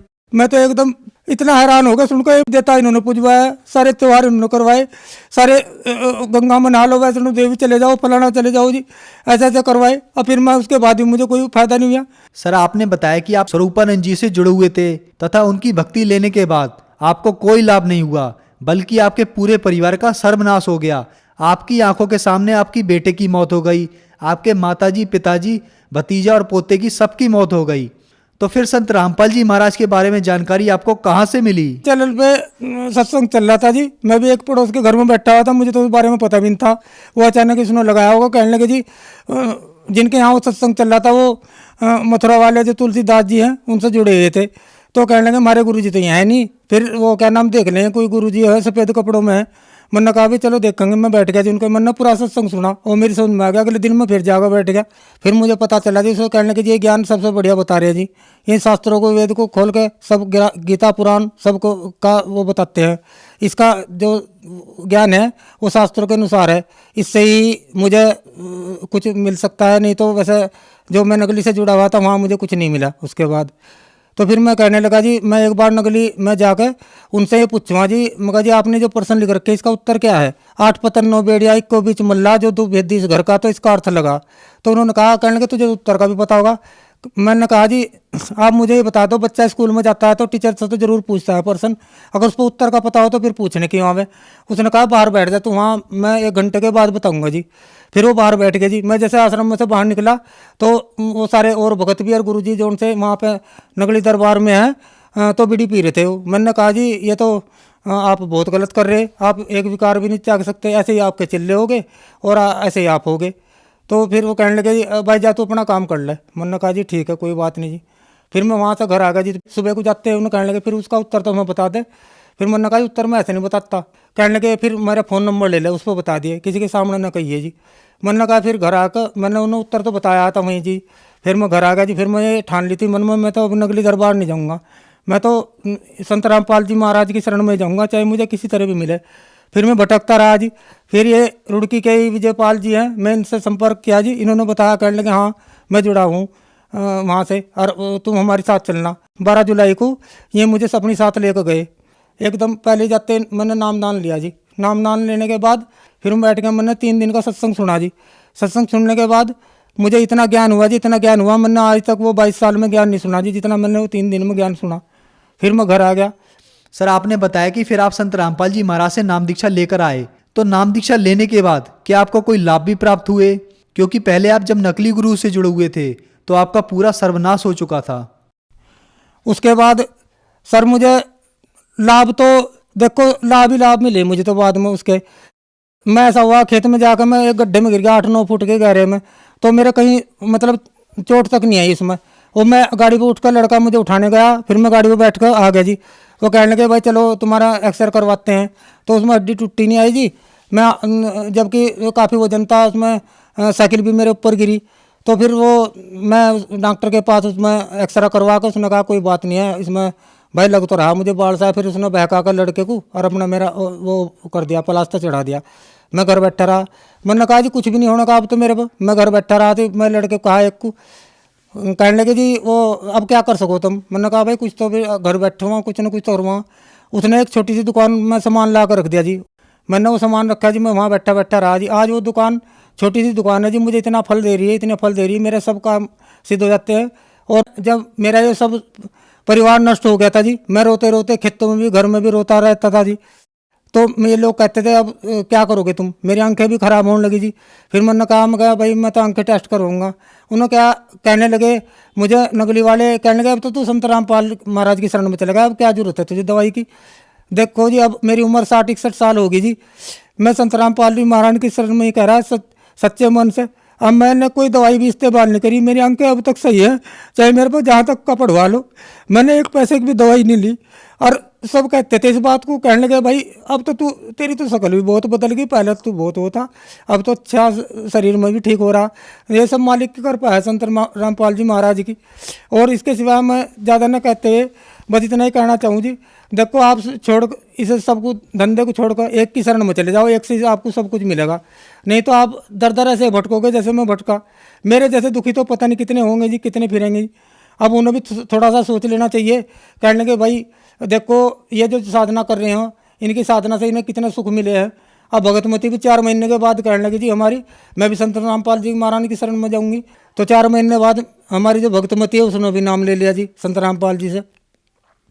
अब आज वो भी अपनी ठीक भक्ति कर रही है जी, और वो भी सुखी है और हम भी सुखी हैं। हमें तो पूरे परिवार में मन चैन है जी, किसी चीज़ की चिंता नहीं है। मालिक ने ऐसी अपनी शरण में ले जा करके सब कुछ सुख दे दिए हैं जी। संत रामपाल जी महाराज से नाम दीक्षा लेने के बाद आपको सुख मिला, आपकी पत्नी ने भी नाम दीक्षा ली और उन्हें भी आज सुख मिला। तो जो समाज आज आपको देख रहा है, आप उन्हें क्या संदेश देना चाहोगे? समाज को तो मैं हाथ जोड़कर प्रार्थना करता हूँ, जो ये कहते हैं कि आप एक गुरु को छोड़कर दूसरा गुरु बना लिया। दत्तात्रेय ने 24 गुरु बनाए थे, जब उसको भी शांति मिली तो 25वां जो कबीर साहब को गुरु बनाया तो तब जाकर उसे शांति मिली।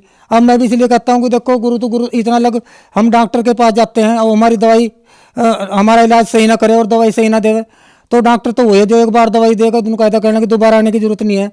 तो फिर अब ये बार बार आप अपने मन में अपने आप ही सोच लो कि आपको किससे फ़ायदा हो सकता है, किससे नहीं हो सकता फ़ायदा। जब आप ये नहीं जानते, ये तो आपके पूरे जन्म की बैटरी चार्ज है जो आप सुख ले रहे हो, नहीं तो इसके बाद आपकी ऐसे ही डिस्चार्ज हो जाएगी जैसे मेरी होगी और फिर सारी सुविधा खत्म होगी बिल्कुल उसके बाद।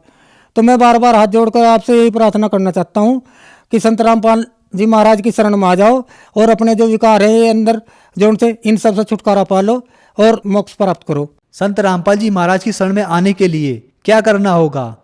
संत रामपाल जी महाराज की शरण में आने के लिए आप ये जो कई चैनल पर प्रोग्राम आता है इनका, शाम को चैनल पर भी आता है, तो आप देखना खोलकर पूरा सत्संग सुनना, और सत्संग सुनने के बाद ही आपको विश्वास हो जाएगा कि ये कौन सा ज्ञान बता रहे हैं। और ज्ञान सुनने के बाद आपको नीचे अगर उनसे जुड़ना हो तो नीचे पट्टी आती है जो उस पर नंबर आते हैं, आप उन पर SMS कर पुस्तक भी निःशुल्क मंगा सकते हो, जीने की राह और ज्ञान गंगा भी। पता न चले तो किसी गांव में ही जो संत रामपाल जी से जुड़े हैं उनसे संपर्क करके और जहाँ पर सेंटर है वहाँ से आप नामदान ले सकते हैं। ये तो जगह जगह नाम स्थल खुले हुए हैं सब जिलों में, और सभी भक्तों को नाम वहीं पर दिया जा रहा है अब। धन्यवाद सर। सत साई। तो पुण्यात्माओं, आपका कर्तव्य बनता है, कहते हैं आप तेरे जगतार ही। आपका तो कल्याण निश्चित है यदि मर्यादा में रहोगे और भक्ति करते रहोगे, आपका और आपके परिवार का तो कल्याण निश्चित है।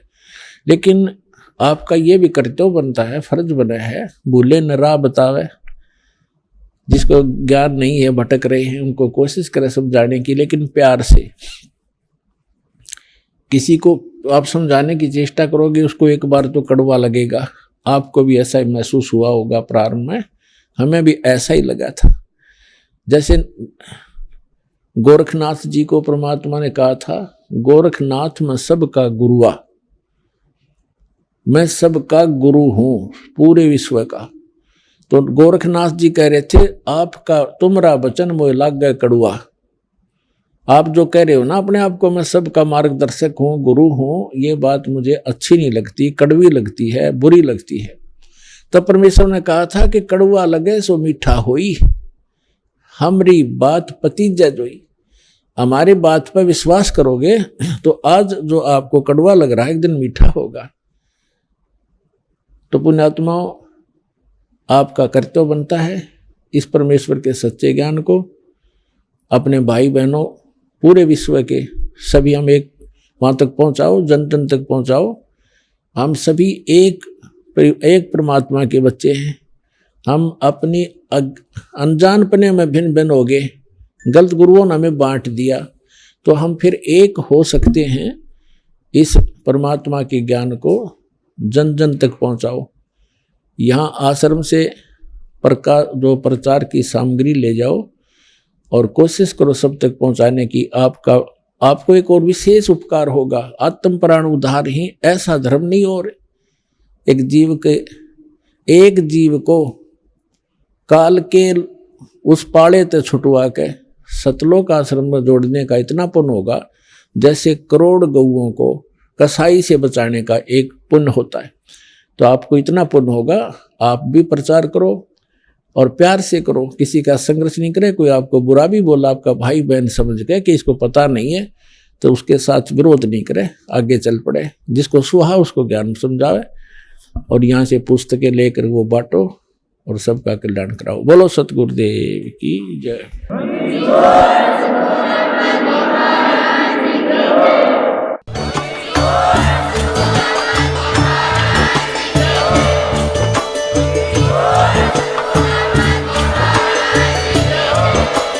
आप सुन रहे थे जगत गुरु तत्वदर्शी संत रामपाल जी महाराज जी के मंगल प्रवचन। अधिक जानकारी के लिए विजिट कीजिए हमारी वेबसाइट www.jagatgururampalji.org। संत रामपाल जी महाराज जी के शुभ आशीर्वाद से पूरे विश्व भर में 500 से भी ज्यादा नाम दीक्षा केंद्र हैं, जिन पर संत रामपाल जी महाराज जी द्वारा ऑनलाइन निःशुल्क नाम दीक्षा दी जा रही है। अपने नजदीकी नाम दीक्षा केंद्र का पता करने के लिए संपर्क करें 8222880541।